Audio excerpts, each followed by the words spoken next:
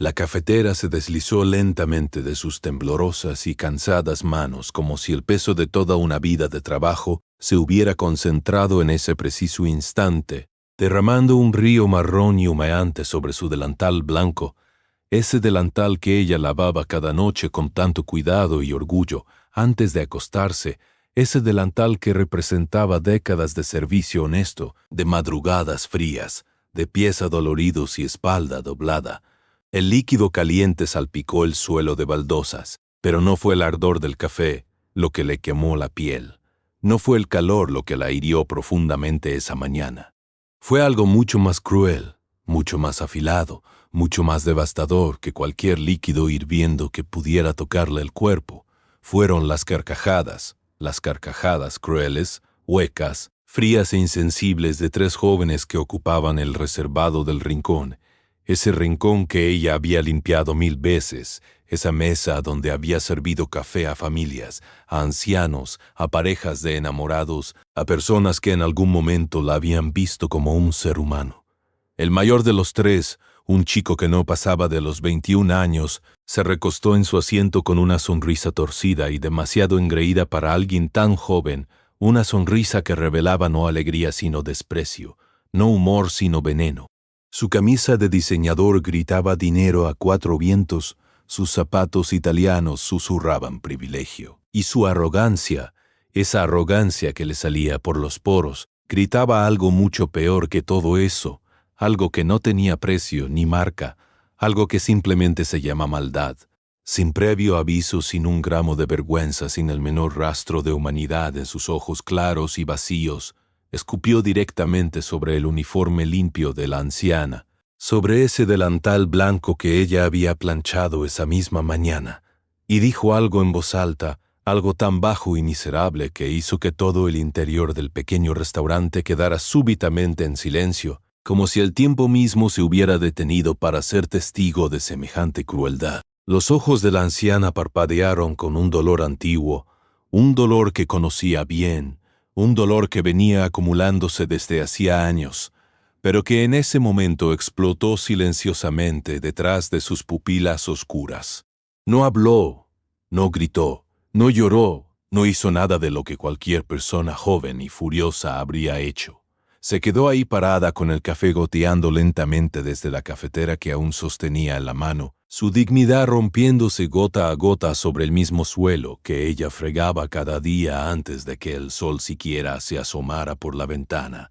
Si tú crees como yo creo, Caroa, como millones de personas buenas en este mundo creen, que la amabilidad y el respeto nunca deben depender de la edad de alguien, de su ropa, de su cuenta bancaria, de su posición social o de su título universitario, entonces tómate un segundo ahora mismo para dar like, para comentar, para compartir y para suscribirte a Quines Cornar, porque estas historias que contamos aquí no son solo entretenimiento, son recordatorios urgentes y necesarios de que incluso las acciones más pequeñas, incluso las palabras más breves, pueden revelar al mundo entero quiénes somos verdaderamente en lo más profundo de nuestra alma. Su nombre era Martha Green, 69 años de vida bien vivida, bien sufrida, bien luchada, viuda desde hacía 12 años, una mujer que había pasado prácticamente toda su existencia en este planeta, sirviendo a otras personas con una sonrisa genuina en los labios, con los pies firmes sobre la tierra y el corazón abierto como una puerta que nunca se cerraba del todo. Cada mañana, sin importar si llovía a cántaros, si el viento cortaba como cuchillas, o si sus rodillas protestaban con ese dolor sordo y persistente que la acompañaba desde hacía años, Martha se levantaba antes de que amaneciera, se ponía sus mejores zapatos cómodos, los mismos que ya mostraban el desgaste de miles de horas de caminar entre mesas y recorría 5 cuadras hasta el restaurante. 5 cuadras que en invierno se convertían en una pequeña odisea de frío y oscuridad. 5 cuadras que ella caminaba con la cabeza en alto y la determinación de alguien que sabe para qué está en este mundo. Al llegar, se ataba ese delantal manchado que tanto significaba para ella, encendía las primeras luces del local, preparaba el café, acomodaba las mesas, y comenzaba a servir a los desconocidos que entraban uno a uno buscando un desayuno caliente, una taza de café bien cargado y quizás, si tenían suerte, una sonrisa amable que los hiciera sentir bienvenidos. Marta había atravesado tormentas que habrían hundido a personas más jóvenes y aparentemente más fuertes que ella. Había perdido a su esposo Roberto a causa de un cáncer que llegó sin avisar y se lo llevó en menos de 8 meses, dejándola sola con un hijo de 12 años. Una casa con hipoteca y una montaña de deudas médicas que tardó 7 años en pagar. Había criado a ese hijo completamente sola, trabajando doble turno cuando hacía falta, vendiendo pasteles caseros los fines de semana, cosiendo ropa ajena por las noches, haciendo lo que fuera necesario para que su muchacho tuviera zapatos nuevos para el colegio y comida caliente en la mesa, y aún así, a pesar de todo ese peso invisible que cargaba sobre sus hombros cansados, Marta siempre encontraba una razón para sonreír, siempre encontraba fuerzas para recibir a cada cliente que cruzaba la puerta del restaurante con la misma calidez genuina con la que hubiera recibido a un viejo amigo en casa. Pero hoy, ese día en particular, esa amabilidad que ella había cultivado durante décadas, como si fuera una planta delicada y preciosa, esa amabilidad que era su mayor tesoro, había sido escupida, literalmente escupida.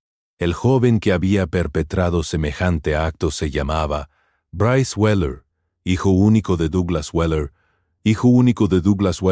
un magnate inmobiliario cuya fortuna era tan obscena como su falta de escrúpulos para conseguirla, un hombre que era dueño de aproximadamente la mitad de los edificios del pueblo, de varios centros comerciales y de 2 hoteles de lujo en la costa.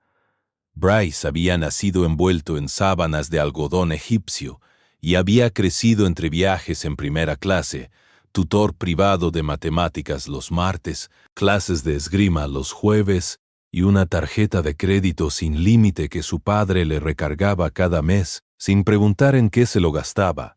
Nunca había trabajado un solo día en su vida, no porque no pudiera, sino porque en su universo particular, el trabajo era algo que hacían otras personas, personas invisibles que existían en los márgenes de su cómoda realidad, como utilería de teatro, como decorado de fondo en la película protagonizada únicamente por él.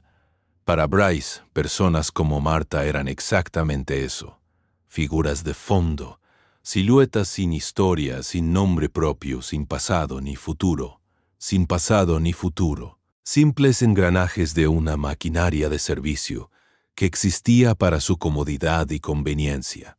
Bryce se rió con esa risa falsa y fabricada que usan los cobardes cuando quieren impresionar a su audiencia, mientras sus 2 amigos, sentados a su lado como súbditos leales en una corte de la mediocridad, sacaban sus teléfonos de última generación para capturar el momento. Esto se va a volver viral, si sea uno de ellos con los ojos brillando de excitación barata sosteniendo el teléfono en alto como si estuviera documentando algo glorioso, como si estuviera filmando una hazaña histórica en lugar del acto más cobarde y miserable que uno puede imaginar. Marta limpió su delantal con manos que no podían dejar de temblar, con esos dedos viejos y trabajados que habían cargado bandejas pesadas durante décadas, que habían cambiado pañales, que habían sostenido la mano de un marido moribundo, que habían firmado cheques de colegio con las últimas monedas de la quincena. Susurró una disculpa suave, casi imperceptible, como si de alguna manera extraña ella fuera la culpable de lo que acababa de ocurrir, como si su mera existencia en ese lugar hubiera provocado semejante crueldad. Aunque no había hecho absolutamente nada malo, aunque era ella absolutamente nada malo, aunque era ella la víctima y no el victimario, su primer impulso fue disculparse. Ese es el tipo de persona que era Martha Green. El tipo de persona que absorbe el dolor ajeno como esponja, que carga con la culpa de otros sin pestañear, que sonríe cuando lo que quiere es sentarse en el suelo y llorar hasta quedarse vacía. Solo quería desaparecer. desvanecerse entre las mesas y los taburetes y las manchas de café y el olor a tocino y huevos, hacerse tan pequeña que nadie pudiera verla, que nadie pudiera lastimarla. Pero lo que Bryce Weller, con toda su arrogancia y toda su estupidez y todo su dinero heredado, no había notado, lo que sus amigos con sus teléfonos en alto tampoco habían registrado, no había notado lo que sus amigos con sus teléfonos en alto tampoco habían registrado. Era el reflejo que se dibujaba en el cristal de la ventana del restaurante. 4 figuras plantadas junto a la puerta principal, tan quietas y sólidas como estatuas de piedra oscura. 4 hombres que llevaban chalecos de cuero negro con parches bordados de Hells Angels sobre el pecho y las espaldas. 4 hombres que habían entrado al restaurante sin hacer ruido, como si fueran parte del país. Como si llevaran ahí toda la vida sin que nadie los hubiera visto llegar. El más imponente de todos, el que se había recostado contra el mostrador con los brazos cruzados sobre ese pecho ancho como un muro de contención, con tatuajes que subían desde las muñecas hasta el cuello, como un mapa de batallas vividas y cicatrices ganadas. Tenía unos ojos de color acero fundido que no parpadeaban, que observaban cada detalle de la escena con la precisión calculada de alguien que ha aprendido a leer situaciones peligrosas mucho antes de que se conviertan en explosiones. Su nombre era Rex Dalton, un hombre que había visto lo más oscuro que la vida puede ofrecer, que había caminado por los callejones más peligrosos y había salido caminando, que había enterrado a hermanos y había llorado lágrimas que no le cabrían en ningún vaso, y que aún así, a pesar de todo eso, o quizás precisamente por todo eso, mantenía un código de honor interno tan firme y tan absoluto que nadie en su mundo se atrevía a cuestionarlo. Ese código era simple, brutal y hermoso en su simplicidad. Respeta siempre a quienes te sirven, respeta al que trabaja, respeta al que suda, respeta al que se dobla, respeta al que se dobla para que otros puedan estar derechos. El momento se extendió como una gota de aceite sobre agua, lento, inexorable, cubriendo todo el espacio del pequeño restaurante, con una tensión que se podía cortar con un cuchillo. Marta se dio la vuelta, intentando fingir que todo estaba bien, intentando que sus piernas no temblaran mientras caminaba hacia otra mesa, para rellenar una taza de café que probablemente ya no quería nadie. Fingiendo normalidad, en medio de un momento que no tenía nada de normal, que tenía todo de humillante y doloroso y profundamente injusto. Pero todos en ese restaurante lo habían visto. El hombre de negocios que desayunaba solo en la esquina con su periódico doblado, la pareja joven que va café junto a la ventana, el cocinero que había salido de la cocina a buscar algo y se había quedado paralizado en el umbral de la puerta, la otra mesera joven que sostenía su propia cafetera con ambas manos como si fuera un escudo. Todos lo habían visto, todos lo habían sentido, todos lo habían sentido. Y nadie había dicho nada todavía, porque ese tipo de crueldad tiene el poder de paralizar a los testigos tanto como a las víctimas, porque la vergüenza ajena puede paralizarte tan profundamente como la propia. Incluso la rocola en el rincón, que había estado tocando una canción vaquera de los años 80, pareció quedarse en silencio de golpe, como si hasta la música supiera que ese no era el momento para sonar alegre. Bryce seguía sonriendo con esa suficiencia insoportable de quien no conoce la consecuencia, revisando su teléfono con el pulgar, esperando likes que aún no habían llegado, contando los segundos antes de que el mundo le devolviera la validación que él tan desesperadamente necesitaba para sentirse real, para sentirse importante, para sentirse vivo. Pero antes de que pudiera levantarse de ese reservado con la misma tranquilidad arrogante con la que había entrado, antes de que pudiera salir por esa puerta como si nada hubiera pasado, como si nada hubiera pasado, como si no hubiera destruido ni por un instante la dignidad de nadie, la puerta del restaurante se cerró con un golpe seco y pesado que resonó por todo el local como el disparo de un arma de arranque en una carrera que acababa de comenzar. Rex Dalton se despegó del mostrador con la fluidez silenciosa de un animal grande que no necesita apresurarse porque ya sabe que llegará a donde tiene que llegar. Sus botas de cuero negro golpeaban el suelo de cuadros blancos y negros con un ritmo lento y deliberado, cada pisada un recordatorio de que algunas personas caminan de una manera que hace que el mundo entero preste atención, sin que ellas tengan que pedir nada. Su sombra cayó sobre el reservado de Bryce como una nube que bloquea el sol, oscureciendo la mesa entera, haciendo que de repente ese rincón se sintiera mucho más pequeño y mucho más encerrado de lo que había sido un momento antes.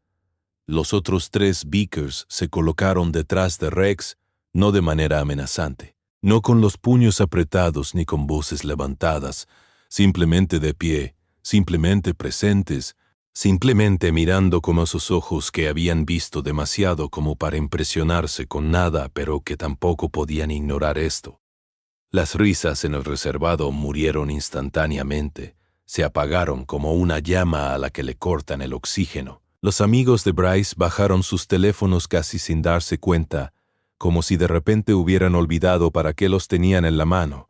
Rex no levantó la voz, no necesitaba hacerlo. Jamás en su vida había necesitado gritar para que la gente escuchara lo que tenía que decir. La mirada en sus ojos grises y fríos como el acero de una vía de tren decía todo lo que sus labios no necesitaban pronunciar.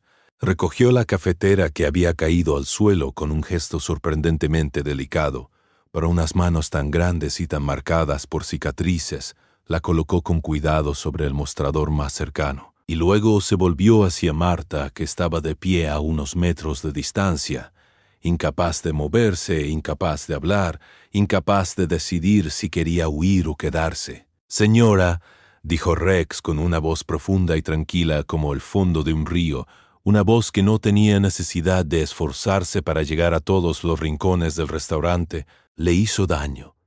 Ella negó lentamente con la cabeza sin poder levantar los ojos del suelo, sin poder enfrentar la mirada de nadie en ese momento, porque en esa mirada estaba el reflejo de lo que acababa de ocurrirle, y a veces es más fácil mirar hacia abajo que ver en los ojos de los demás la confirmación de tu propio dolor. Rex asintió apenas como si ese pequeño movimiento de cabeza fuera suficiente para registrar la información y procesarla. Luego se giró lentamente hacia Bryce. Y el silencio que se instaló entre los dos fue el tipo de silencio que pesa, que aplasta, que obliga a la gente a mirar hacia otro lado sin saber por qué. Su tono cuando habló fue completamente tranquilo, casi demasiado tranquilo, el tipo de calma que es más aterradora que cualquier grito porque te hace entender que la persona que la usa no necesita agitarse, no necesita perder el control, porque el control ya lo tiene todo y no está dispuesta a cederlo. ¿Te parece divertido escupirle a una persona que está trabajando para ganarse la vida?, dijo Rex, y las palabras no sonaron como una pregunta sino como un veredicto que ya había sido pronunciado mucho antes de que él abriera la boca. Esa mujer podría ser tu abuela, podría ser la madre de cualquiera de nosotros, podría ser la persona más importante de tu vida. Y tú ni siquiera lo sabrías porque estás demasiado ocupado mirando tu propio reflejo en la pantalla de ese teléfono.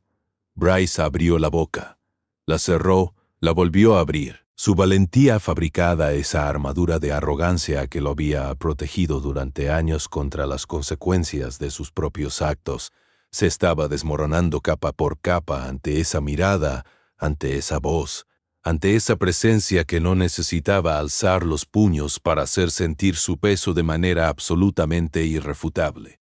El teléfono en su mano de repente se sentía como un objeto extraño, como algo que no debería estar ahí, como una prueba de un crimen que él mismo había cometido y que ahora lo miraba de vuelta con acusación silenciosa. Sus amigos, esos mismos amigos que segundos antes estaban filmando y riéndose y calculando vistas y reproducciones, de repente tenían un gran interés en estudiar el patrón de la tapicería del asiento, en mirar hacia la ventana, en ser absolutamente invisibles dentro de su propia visibilidad. Los otros Beakers cerraron el semicírculo, sin moverse de manera brusca, sin ningún gesto agresivo, sin ningún gesto agresivo, simplemente existiendo en ese espacio de una manera que hacía imposible ignorarlos, que hacía imposible fingir que no estaban ahí, que hacía que cada gramo de vergüenza que Bryce había ignorado y despreciado y pisoteado durante toda su vida corta y privilegiada comenzara a acumularse en su pecho como agua, dentro de un barco que empieza a hacer agua por 1000 agujeros a la vez. Rex miró hacia el mostrador. El gesto fue breve, casi imperceptible pero completamente claro. «Vas a arreglar esto», dijo. Y en su voz no había ni rabia ni amenaza, sino algo mucho más contundente, certeza absoluta. «Ahora mismo, empieza por limpiar el desastre que hiciste».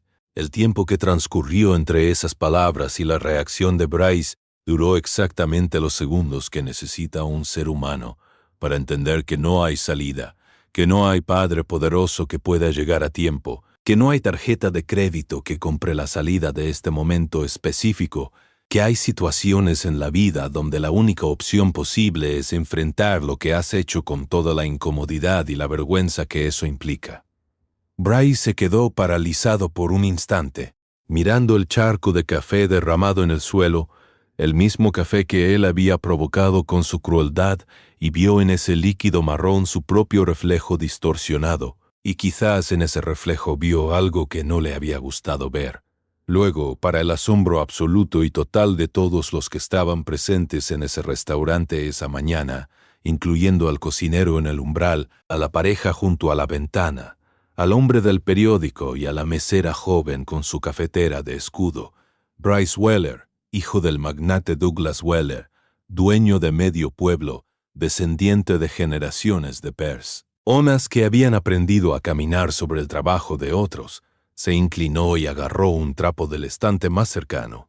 Sus manos temblaban visiblemente. No era el temblor del frío ni del esfuerzo físico, sino ese temblor particular que viene de cuando el orgullo de una persona se quiebra en público, y los pedazos tienen bordes afilados que cortan desde adentro. Sus amigos no se movieron para ayudarlo. No lo harían. Ese tipo de solidaridad cobarde solo funciona en una dirección, solo empuja hacia abajo, nunca hacia arriba. La sala entera observó en silencio absoluto cómo el chico rico de la camisa de desillenador y los zapatos italianos se agachó sobre el suelo manchado de café y comenzó a limpiar, y cada pasada lenta y torpe del trapo sobre las baldosas parecía llevarse consigo una capa de ese barniz, brillante y falso de arrogancia que lo había cubierto durante años como una segunda piel, revelando debajo algo más vulnerable, algo más humano, algo que todavía no sabía muy bien qué hacer con sí mismo, pero que al menos empezaba a existir. Marta, esa mujer buena y suave y resistente como la madera vieja, intentó detenerlo. Se acercó con su voz más dulce, esa voz que usaba para calmar a los clientes nerviosos y para consolar a los clientes nerviosos y paraban en las mesas mientras sus padres pagaban la cuenta, y susurró: «Está bien, querido, de verdad. No hace falta». Pero Rex negó suavemente con la cabeza, con un gesto casi paternal, casi tierno, absolutamente firme. «No, señora», dijo con esa voz profunda y tranquila. «No está bien. Nunca ha estado bien. Y ya era hora, ya era profundamente hora de que alguien le enseñara a este muchacho cómo se ve el respeto de verdad. No el respeto que se compra, no el respeto que se hereda, el respeto que se gana, el respeto que se gana, el respeto que se merece».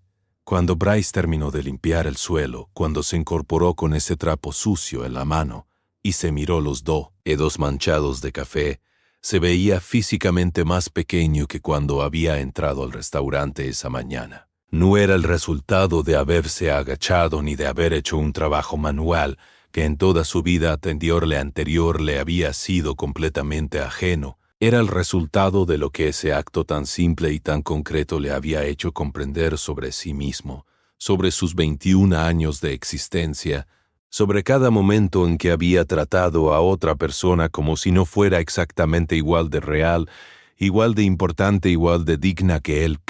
Nunca había limpiado nada en su vida. Nunca había recogido su propio desastre.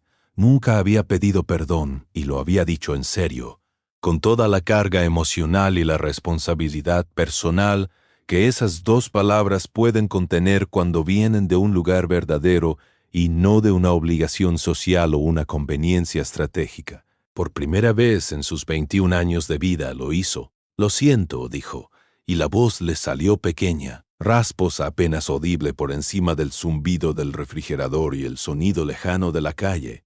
No lo dijo hacia la audiencia, no lo dijo para el teléfono de nadie, no lo dijo para el teléfono de nadie.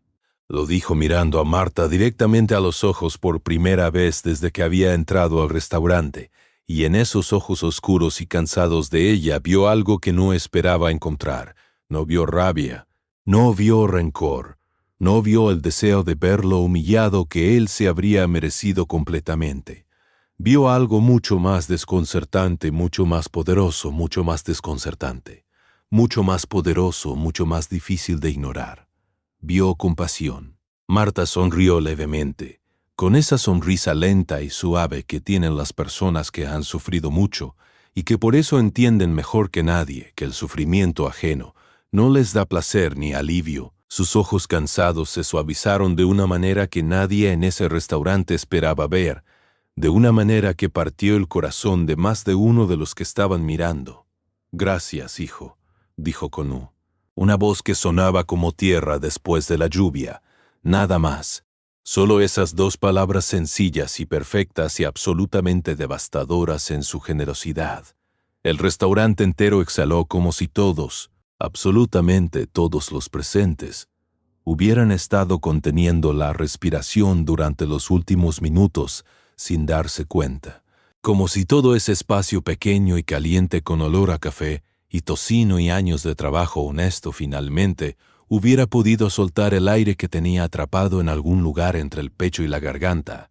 Rex dio un pequeño asentimiento, apenas perceptible, el tipo de asentimiento que en su mundo y en su código de honor significa que las cuentas están al menos parcialmente saldadas, que la situación ha tenido un desenlace que no lo satisface completamente, pero que es lo mejor que puede esperarse de un momento como este. Regresó a su mesa con los pasos tranquilos y seguros de siempre.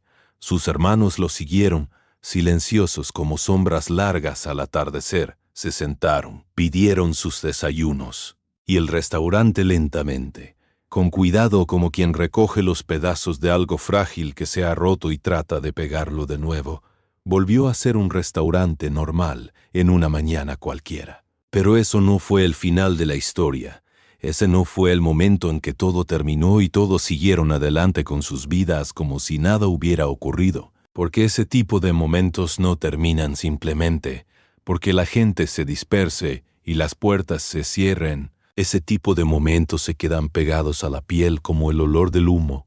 Los llevas contigo a todos lados aunque no quieras, aunque intentes sacudirlos, más tarde esa misma noche.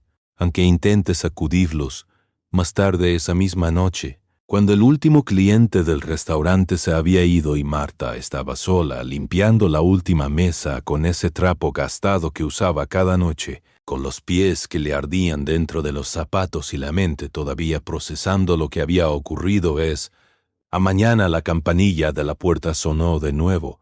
Bryce Weller entró solo, sin sus amigos, sin su camisa de inciñedaro que había cambiado por una remera simple y sin pretensiones, con el pelo sin gel por primera vez, en quién sabe cuánto tiempo, lo que lo hacía parecer más joven y al mismo tiempo más real que cuando había estado ahí esa mañana. Tenía un sobre grueso en la mano, un sobre con el dinero de su padre, dinero que él nunca había ganado, pero que ahora intentaba usar como herramienta de reparación, como si existiera una tarifa específica para limpiar el desastre de la propia conciencia. Se lo extendió a Marta sin decir mucho. «Solo quiero arreglar las cosas, por favor». Marta miró el sobre, lo miró a él, miró de nuevo el sobre y luego hizo algo que Bryce no esperaba. Lo rechazó, no con crueldad, no con el mismo desprecio que él había usado esa mañana, sino con esa gentileza firme y absoluta que tienen las personas que saben exactamente qué vale y qué no vale en este mundo. El dinero no puede limpiar lo que ensucia el orgullo, dijo Marta con esa voz suave que tenía, y en sus palabras no había amargura sino una verdad tan vieja y tan sólida como la piedra. Y el orgullo herido no se cura con billetes. Pero la amabilidad sí puede curar muchas cosas. Mucho más de lo que te imaginas, hijo. Sus palabras se instalaron en el pecho de Bryce como un clavo que entra despacio. Salió del restaurante con un peso en el corazón que no era el peso de la vergüenza, sino algo diferente, algo más constructivo, algo que todavía no sabía exactamente cómo llamar, pero que se parecía mucho a la responsabilidad.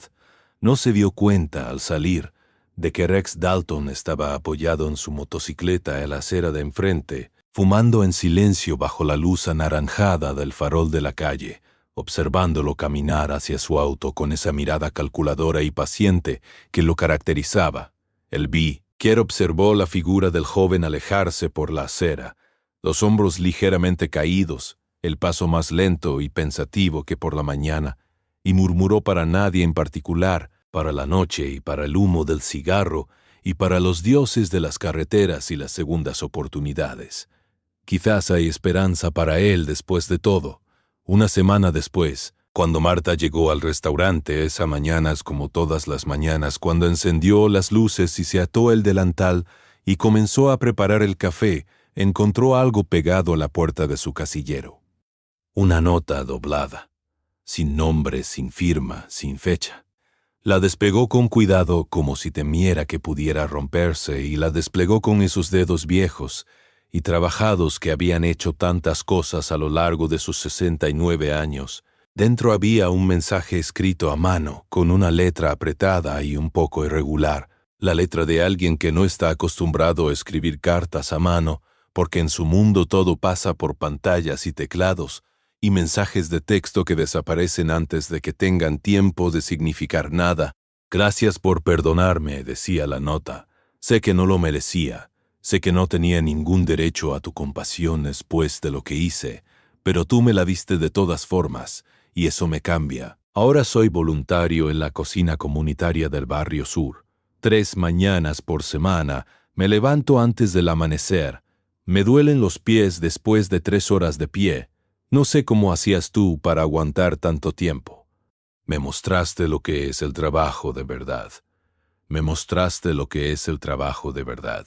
No el trabajo que se hace porque hay que hacerlo o porque te pagan bien, sino el trabajo que se hace porque le debes algo al mundo, que te dio lo que tienes, y ese es el único trabajo que de verdad vale algo». Debajo de la nota, doblado con cuidado, había un pequeño recibo impreso en papel delgado.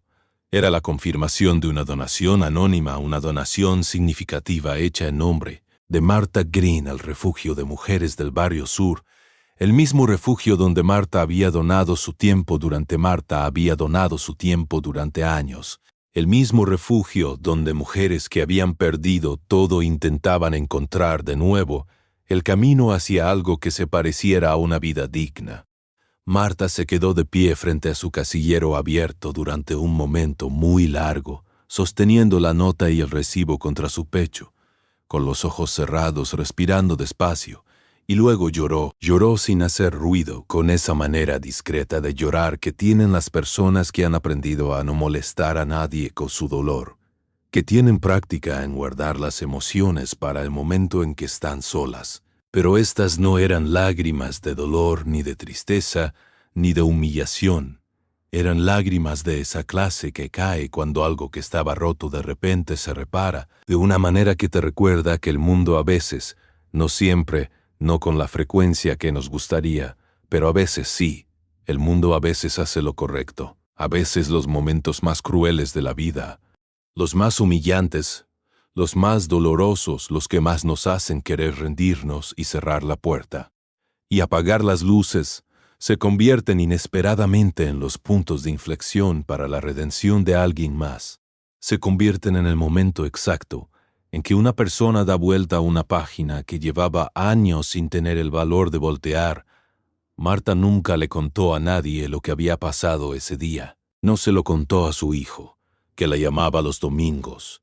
No se lo contó a sus compañeras de trabajo, no se lo contó a la dueña del restaurante.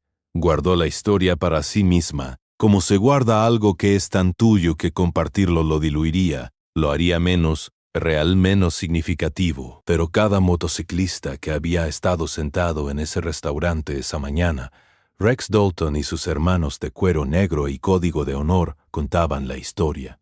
La conta. Van en los bares de carretera donde se detenían a descansar.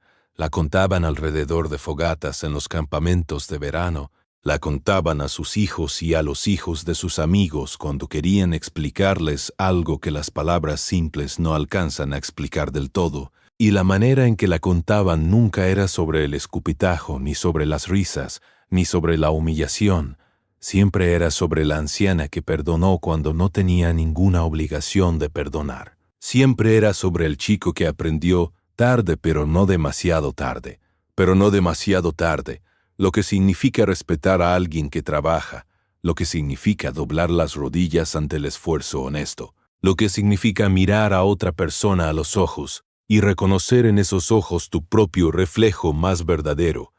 Si esta historia tocó algo dentro de ti, si esta historia tocó algo dentro de ti, si algo en estas palabras resonó en algún rincón de tu pecho que no sabías que tenías, te pido que te tomes un momento ahora mismo para dar like, para compartir y para suscribirte a King's Corner, porque tu apoyo es lo que mantiene vivas estas historias, lo que las saca de los rincones olvidados donde podrían quedarse dormidas para siempre y las pone frente a los ojos de las personas que más las necesitan, que son siempre más de las que imaginas. Antes de cerrar esta ventana, antes de seguir con tu día y con tu vida y con todo lo que te espera, te hago una pregunta. ¿Qué habrías hecho tú? Si hubieras estado sentado en ese restaurante esa mañana, si hubieras visto a Marta de pie con el café goteando de sus manos temblorosas y la dignidad rompiéndose gota a gota en silencio, habrías actuado como Rex, levantándote de tu silla con toda tu presencia y tu voluntad, para decir que eso no estaba bien y no iba a quedar así, o habrías perdonado como Marta, encontrando en algún lugar profundo y generoso de tu corazón la capacidad de no dejarte consumir por la rabia, de seguir siendo quien eres aún, que el mundo haya sido injusto contigo, de abrir una puerta para que alguien pueda entrar y ser mejor de lo que era, porque a veces el acto más pequeño de bondad, a veces la palabra más breve dicha en el momento preciso, a veces el simple hecho de estar presente cuando alguien más necesita que haya alguien presente, puede silenciar incluso la crueldad más ruidosa y más arrogante del mundo, y puede cambiar un corazón para siempre, y puede cambiar un corazón para siempre, y puede cambiar una vida entera, y puede enviar ondas que viajan mucho más lejos de lo que jamás hubieras podido imaginar cuando dabas ese primer paso hacia algo que te parecía demasiado pequeño para importar, pero que importaba, que siempre importó, que seguirá importando mucho después de que tú y yo hayamos olvidado qué ocurrió. El sol de aquella mañana de octubre había salido tarde, como si también él hubiera tenido que obligarse a levantarse de la cama, como si hasta la luz del día supiera que ese martes no iba a ser fácil para nadie. Las nubes grises colgaban bajas sobre el pueblo de Millefield, ese pueblo pequeño y olvidado del que nadie habla en las grandes ciudades, pero que tiene su propio corazón latiendo bajo las calles agrietadas y los árboles que se doblan con el viento de noviembre. Millfield era el tipo de pueblo que la gente describe como pintoresco cuando lo visita de paso y como claustrofóbico cuando tiene que vivir en él. Tenía un banco, 2 iglesias, una ferretería que llevaba 40 años en el mismo edificio, un supermercado que se llamaba igual que el abuelo del dueño actual, y el restaurante Blue Moon, Useberkante Blue Moon, que no era azul ni tenía ninguna luna visible desde ningún ángulo, pero que llevaba ese nombre desde 1962 y nadie había tenido el corazón de cambiarlo. Era en el Blue Moon donde Martha Green había trabajado durante 22 años. No había llegado al restaurante por vocación ni por pasión especial por la hostelería.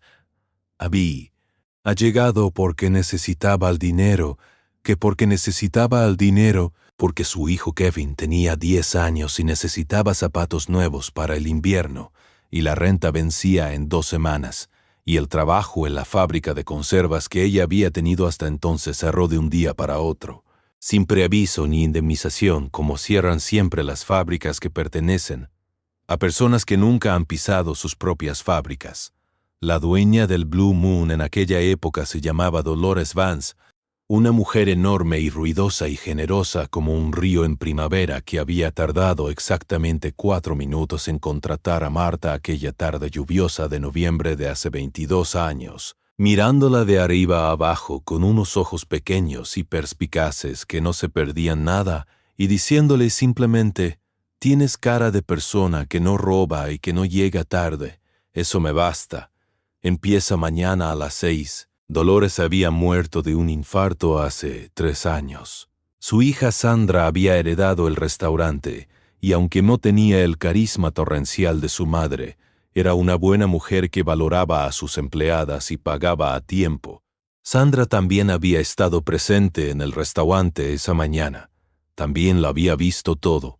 También se había quedado paralizada sin saber qué hacer, lo que después la atormentaría durante semanas. Esa culpa del testigo que no actúa es un peso particular, diferente al del victimario y diferente al de la víctima, pero igualmente real e igualmente difícil de cargar. Kevin Green, el hijo único de Marta, vivía ahora en Atlanta con su familia. Tenía 39 años, trabajaba como técnico de electricidad y tenía 2 hijos que llamaban abuela a Marta por teléfono los domingos y le pedían que les contara cuentos de cuando su papá era pequeño. Kevin no sabía lo que le había ocurrido a su madre esa mañana en el Blue Moon. Marta no se lo contó, no porque quisiera ocultarle algo, sino porque sabía exactamente lo que haría él si se enteraba. Subiría al primer vuelo disponible a Millfield, con la mandíbula apretada y los ojos encendidos, y no era eso lo que Marta necesitaba, no era ese tipo de rescate.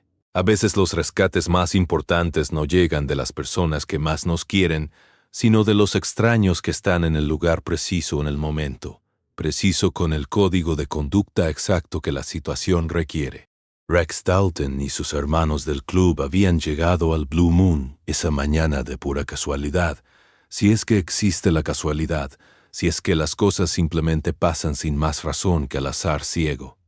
Venían de pasar 3 días en una convención de motocicletas en la ciudad de al lado, y esa mañana, en el camino de regreso a casa, habían decidido detenerse a desayunar en el primer sitio que encontraran abierto, y con aspecto de servir comida de verdad, comida como Dios manda, no esa cosa plastificada y sin alma de las cadenas de comida rápida que jalonan las autopistas como heridas en el paisaje. El Blue Moon había sido ese primer sitio. Rex había entrado sin ninguna expectativa ni ningún plan. Había pedido café y huevos con tocino, y había estado perfectamente dispuesto a desayunar en paz y salir por esa puerta de la misma manera, anónima y tranquila en que había entrado. La vida, sin embargo, tenía otros planes para esa mañana. Rex Dalton había nacido 47 años atrás en una ciudad industrial del Medio Oeste, donde el humo de las fábricas teñía el cielo de un gris permanente, y los niños aprendían a andar en bicicleta entre baches, a pelear antes de que la escuela les enseñara a leer. Su padre había sido un hombre duro y callado que trabajaba 12 horas diarias en la planta de acero y llegaba a casa con las manos negras y los ojos vacíos, demasiado cansado para hablar y demasiado orgulloso para quejarse. Su madre había sido una mujer pequeña y resistente como él, alambre de espino que cosía ropa para familias del barrio a cambio de lo que le pudieran dar, a veces dinero, a veces comida, a veces simplemente gratitud. Rex había aprendido de ella, sin que ella se lo dijera explícitamente, simplemente observándola, que el trabajo honesto de cualquier persona merece respeto incondicional, que no hay trabajo que ensucie la dignidad de quien lo hace, sino solamente el desprecio de quien lo mira desde arriba. Ese aprendizaje se le había metido debajo de la piel con la misma permanencia con que se meten los tatuajes, y nadie lo había podido borrar ni con los años, ni con los golpes, ni con todas las cosas difíciles que le había tocado vivir. De los 4 Vickers que estaban en el Blue Moon esa mañana, los otros 3 se llamaban Tito, Meg Motki Bobby. Tito tenía 52 años y era mecánico de motos desde los 18. Mac tenía 44 y había servido en el ejército durante 8 años antes de colgar el uniforme y unirse al club. Bobby era el más joven de los 4 con sus 38 años, y el que más raramente hablaba, aunque cuando lo hacía generalmente decía algo que valía la pena escuchar. Los 4 habían visto lo que Bryce le hizo a Marta. Los 4 habían sentido esa contracción específica en el pecho que se produce cuando eres testigo de algo que no debería estar ocurriendo, pero que está ocurriendo de todas formas mientras el mundo sigue girando, indiferente alrededor. Los 4 habían mirado a Rex, automáticamente sin coordinar la mirada, sin hablar entre sí, porque en 25 años de amistad y de kilómetros compartidos habían desarrollado una comprensión mutua que no necesitaba palabras, y Rex había tardado exactamente el tiempo necesario para que Bryce creyera que nada iba a pasar, que nadie iba a hacer nada, que el mundo era tan cobarde como él había aprendido a esperar que fuera. Ese instante de falsa, suaveza, ese instante de falsa seguridad fue deliberado. Rex lo usó mientras Bryce miraba su teléfono calculando likes.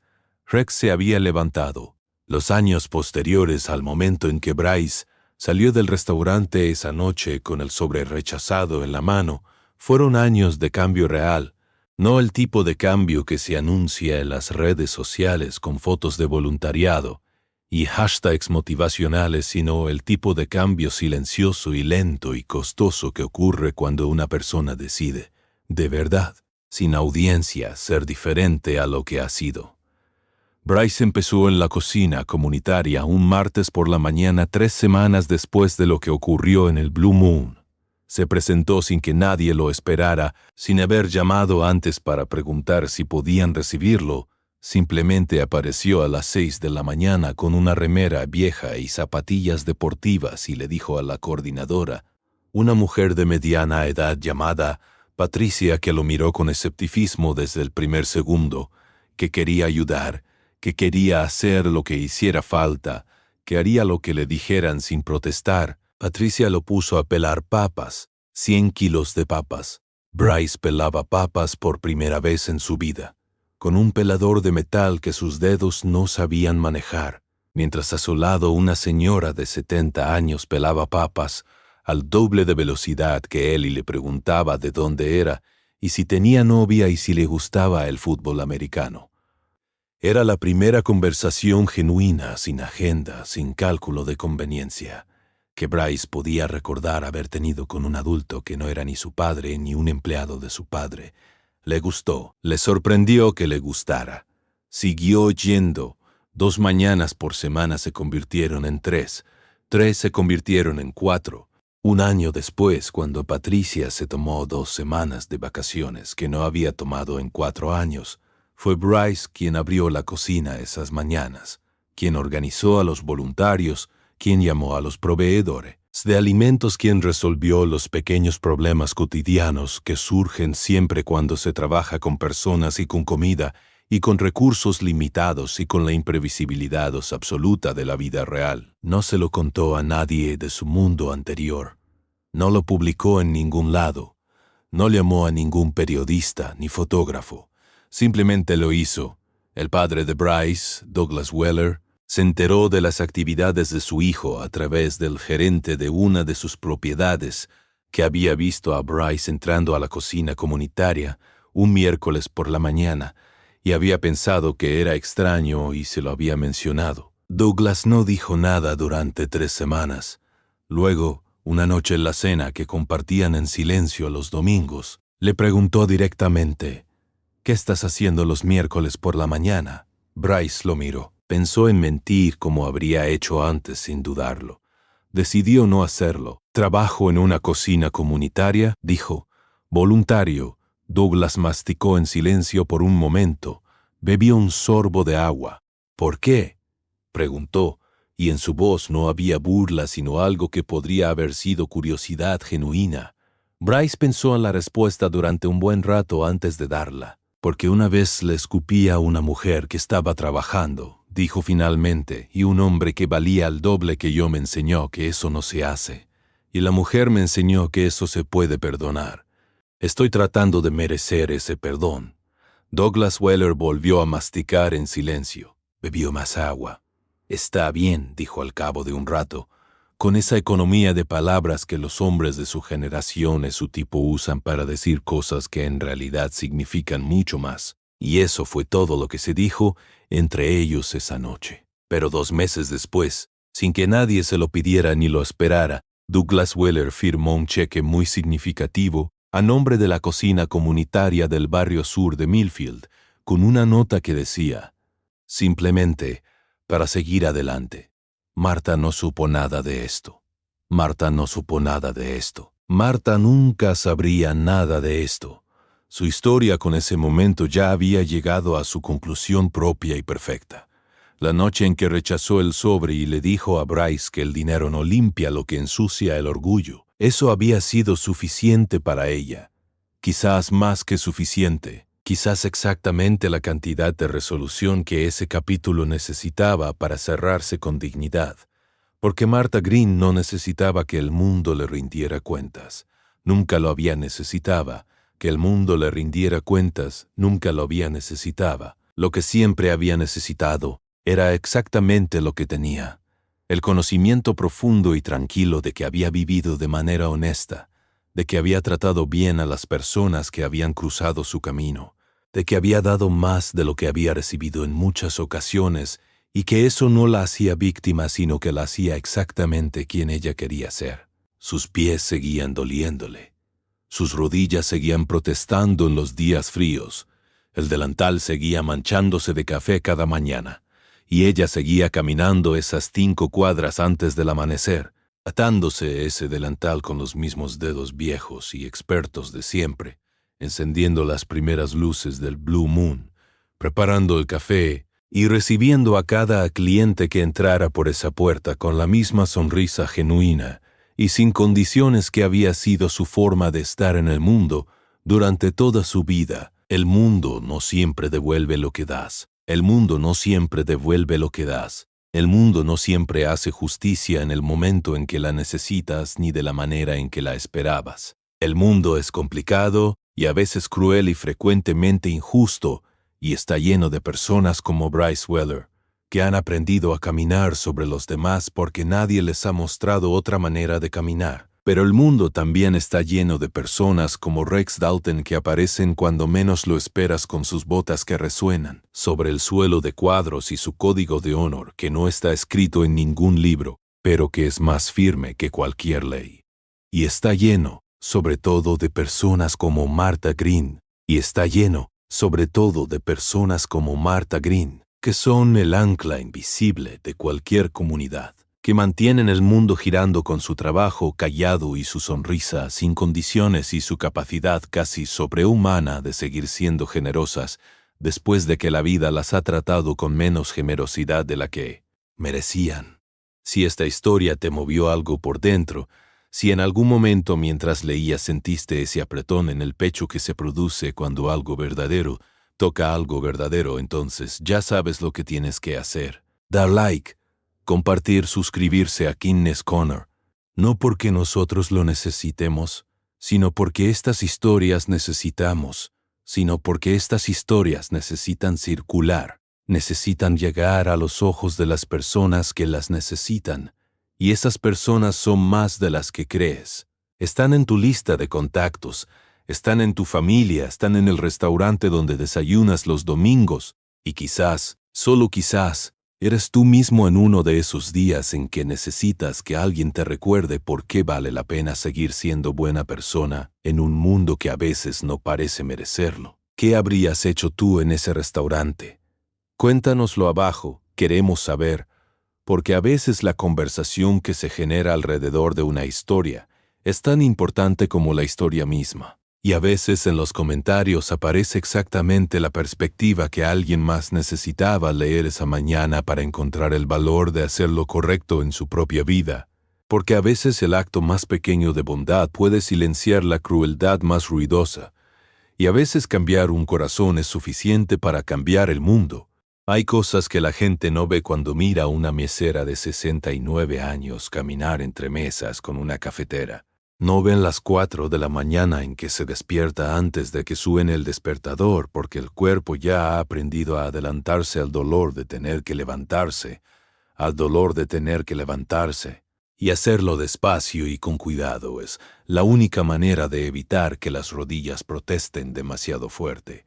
No ven el ritual de 20 minutos que Marta hace cada mañana antes de salir de casa, estirarse sobre la alfombra de la sala, calentar esas articulaciones que el frío endurece durante la noche, aplicarse la pomada en las manos que el médico le recomendó hace 2 años y que ella racionaba cuidadosamente porque no era barata. No ven los 5 minutos que se queda sentada en la silla de la cocina después de ponerse los zapatos, tomándose un café solo sin azúcar que ella misma preparaba cada noche antes de dormir y dejaba en el termo para que estuviera listo a las 4:30 de la madrugada, mirando la fotografía enmarcada en la repisa. Roberto, con 28 años, sonriendo con esa sonrisa ancha que Kevin había heredado exactamente, los dos frente a la casa recién pintada que habían comprado juntos el año en que se casaron. No ven que Marta a veces le habla a esa fotografía, no en voz alta, no con palabras formadas, sino con esa conversación interior que solo ocurre entre las personas que han amado profundamente a alguien que ya no está, ese diálogo silencioso que no necesita respuestas, porque las respuestas ya las sabe de memoria después de tantos años de llevar a esa persona dentro. No ven que algunos días, no todos, pero sí algunos, especialmente en otoño cuando el frío empieza y los árboles sueltan sus hojas de golpe, como si se quitaran un peso de encima, Marta siente un cansancio que no tiene que ver con los pies, ni con las rodillas, ni con las horas de pie. Es un cansancio diferente, más profundo. El cansancio de haber sido fuerte durante mucho tiempo sin que nadie te pregunte si necesitas apoyo. El cansancio de ser la persona que siempre está bien, que siempre sonríe, que siempre puede aguantar un poco más, y aún así sale por la puerta. Aún así camina esas 5 cuadras. Aún así camina esas 5 cuadras. Aún así ata ese delantal. Porque eso es lo que hace Martha Green. Eso es lo que siempre ha hecho.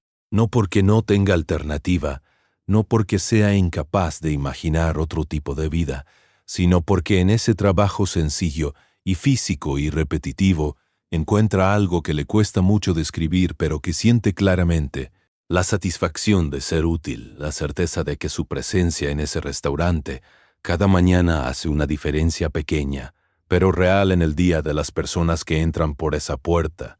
Y esa certeza es suficiente para ella. Ha sido siempre suficiente. Seguirá siendo suficiente. Seguirá siendo suficiente. El restaurante Blue Moon abre sus puertas a las 6 en punto de la mañana, aunque Marta siempre llega media hora antes. Durante esa media hora el restaurante es solo de ella. El silencio de las mañanas tempranas tiene una textura particular, una densidad que la luz del día va diluyendo progresivamente hasta que el local está lleno de ruido y movimiento, y el olor mezclado del tocino y el café, y el pan tostado que es la firma olfativa de cualquier restaurante de desayunos que se respete. Pero en esos 30 minutos previos a la apertura, Marta trabaja sola entre las mesas vacías y la luz suave de las lámparas y el zumbido de las neheras. Y hay algo en esa soledad matutina que no le pesa sino que le alimenta, que le recarga algo que el día anterior ha ido consumiendo poco a poco. Prepara las mesas, revisa que las saleras estén llenas, comprueba que los menús estén limpios. Enciende la cafetera grande y espera la loma del primer café del día como si fuera una pequeña ceremonia privada a quemar. Al inicio de cada jornada con algo parecido a la gratitud. Esa mañana de octubre, la mañana del martes que cambiaría varias cosas de maneras que nadie hubiera podido predecir, Marta había hecho exactamente lo mismo que hacía cada mañana. Había llegado, había preparado, había sonreído a los primeros clientes, había servido café, y luego alrededor de las 8:15, cuando el restaurante estaba en el punto álgido del servicio de desayunos, cuando las sillas estaban ocupadas y el cocinero, No paraba de trabajar en la cocina, y la otra mesera, Janelle, una chica de 24 años con coletas y una sonrisa siempre lista, se movía entre las mesas del otro lado del local. Habían entrado los tres jóvenes. No habían entrado los tres jóvenes. No habían entrado mal. Al principio parecían simplemente tres chicos jóvenes buscando desayuno.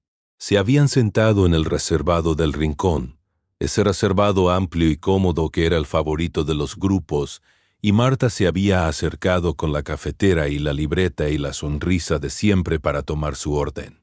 Y entonces había pasado el café derramado, el escupitajo, las risas, el silencio que se extendió por todo el local como una mancha de aceite sobre el agua.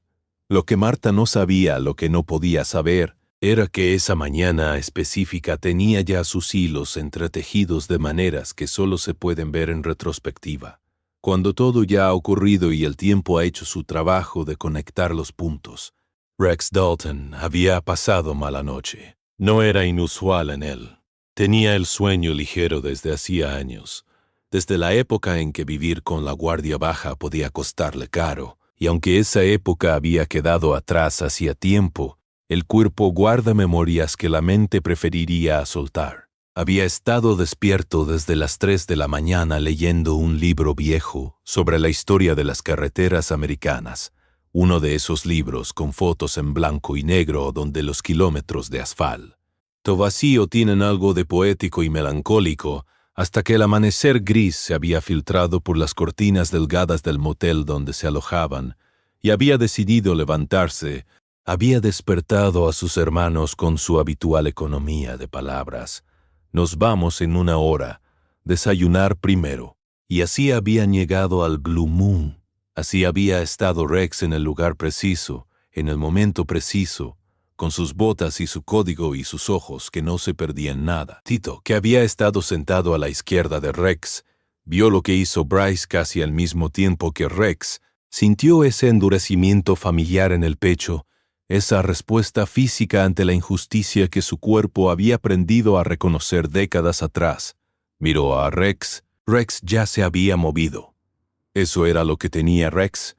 Cuando tomaba la decisión de actuar, no había hesitación entre la decisión y el movimiento. El cuerpo y la mente funcionaban como una sola cosa.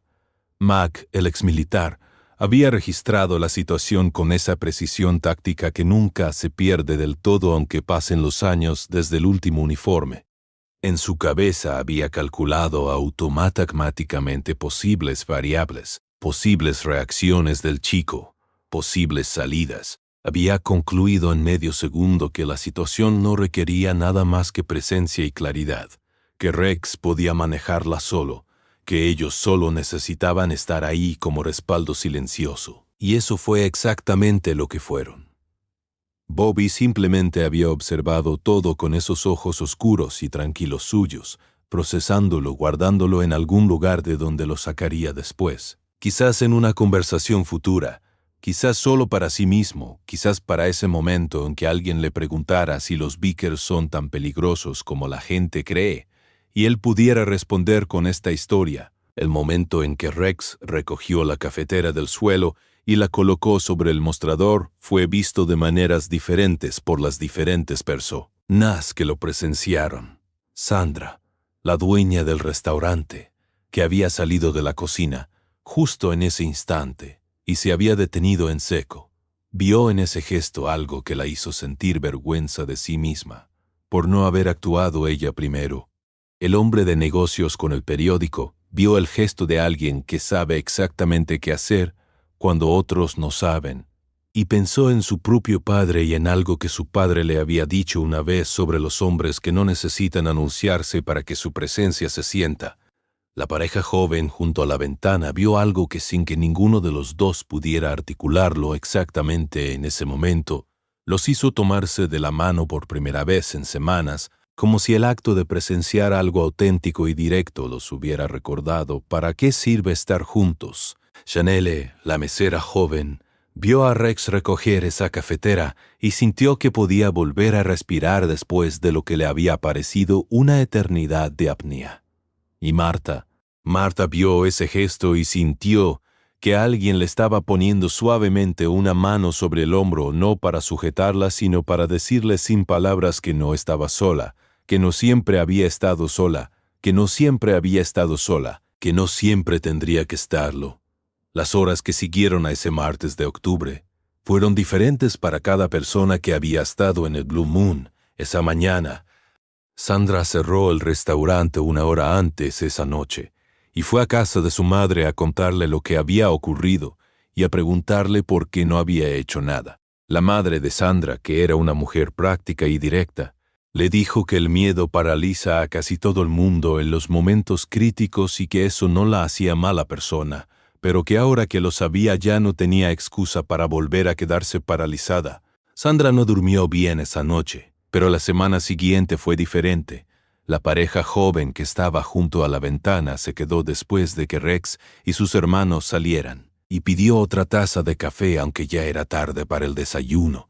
Y estuvieron hablando durante 2 horas de cosas que no se habían dicho en mucho tiempo, de lo que querían y de lo que no querían, y de a dónde iban juntos o separados, o de qué manera, y al final salieron del Blue Moon tomados de la mano todavía, con esa ligereza particular de las personas que han dicho verdades que llevaban tiempo guardadas. Chanelle llegó a casa esa tarde y llamó a su madre para contarle lo que había visto, y mientras hablaba empezó a llorar, sin entender exactamente por qué. Y su madre escuchó en silencio durante un rato, y luego le dijo que a veces lloramos por las cosas que nos recuerdan que el mundo todavía puede ser bueno, que esas son las lágrimas más importantes. El hombre de negocios con el periódico volvió al Blue Moon 3 días después, pidió el mismo desayuno de siempre, y cuando Marta llegó a atenderle la miró a los ojos directamente por primera vez en los 3 años que llevaba siendo cliente habitual del restaurante, y le preguntó cómo estaba. Marta le dijo que bien. Él asintió. Nada más. Pero esas 2 palabras, ese pequeño acto de ver a alguien que antes había sido invisible, significa algo, siempre significa algo.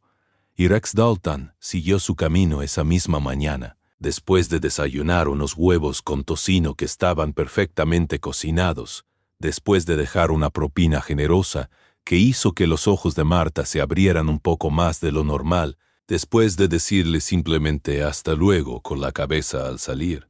No buscó reconocimiento, no esperó agradecimiento, no sacó el teléfono para documentar su propio acto de decencia, porque para Rex Dalton la decencia no era un contenido que se produce, sino una forma de estar en el mundo que no requiere audiencia ni aplauso.